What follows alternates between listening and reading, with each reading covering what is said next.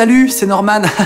Aujourd'hui j'avais envie de vous faire une petite vidéo un peu particulière parce que j'aime tout ce qui est particulier. J'avais envie de dessiner un truc qui s'appelle un Draw My Life. Le principe est super simple, il suffit de dessiner sa vie sur un tableau blanc avec des crayons et puis de le filmer. En français on pourrait peut-être traduire ça par ma vie en dessin.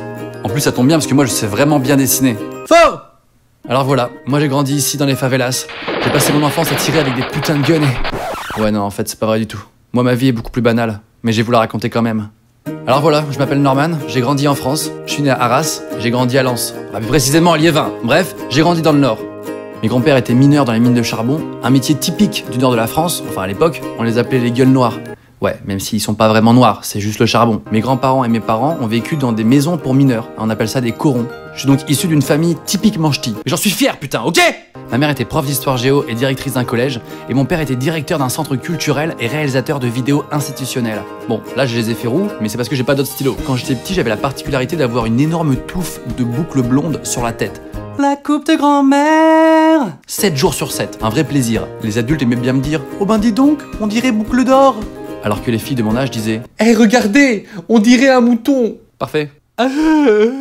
Du coup, pour pallier à ça, j'allais super souvent chez le coiffeur, et quand j'en sortais, les filles de mon âge, dont j'étais amoureux, me disaient « Eh regardez, on dirait un mouton rasé !»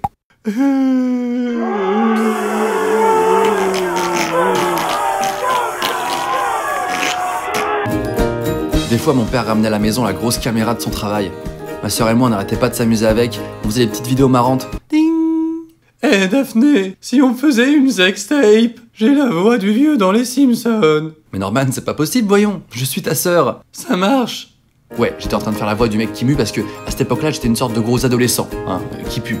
Avoir une grande sœur, ça a des avantages, mais aussi des inconvénients. Par exemple, ma mère aimait bien recycler des vêtements de ma sœur en me les faisant porter. Eh vas-y, je veux pas, moi je suis un garçon. Moi j'ai un zizi, ok? Mais elle me disait toujours, mais Nono, t'inquiète pas, ce sont des vêtements mixtes.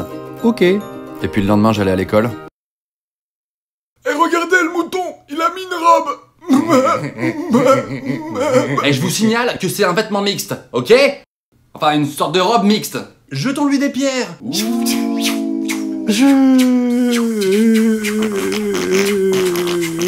Après, vers l'âge de 12 ans, j'ai fait de la musique. J'ai fait du saxophone.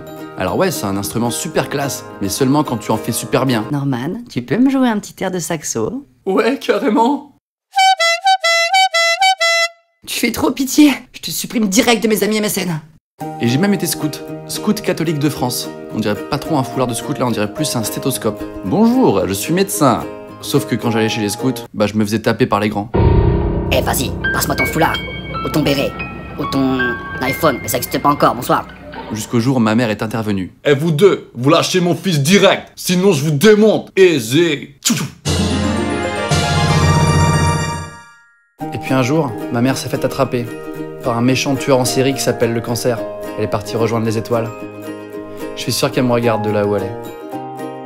Ma sœur, mon père et moi, on est venus s'installer à Paris. Et ma France est de plus en plus dégueulasse. J'ai passé mon bac, avec mention, pas de mention. Et là, je me suis mis à jouer à un jeu vidéo en ligne, un MMORPG, pendant 2 ans non-stop. Et puis j'ai redoublé, et puis j'ai retriplé. Pendant ces 2 années, j'ai quand même fait un truc pas mal.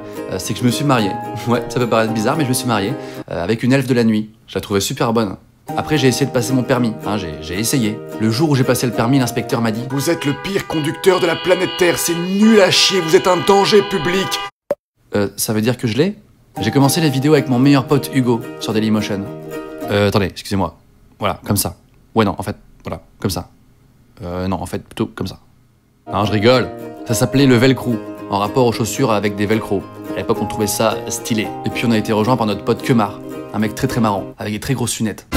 C'est à cette époque qu'on est tombé par hasard sur d'autres gars qui faisaient des vidéos comme nous sur Dailymotion. Il y avait Cyprien, à l'époque Monsieur Dream, Jérôme Niel, à l'époque La Ferme Jérôme, Maxime Muscat, à l'époque Les Chroniques de la Grosse Pomme, John Rachid, à l'époque MacGyver du Bled, et Mr V, à l'époque Mr V.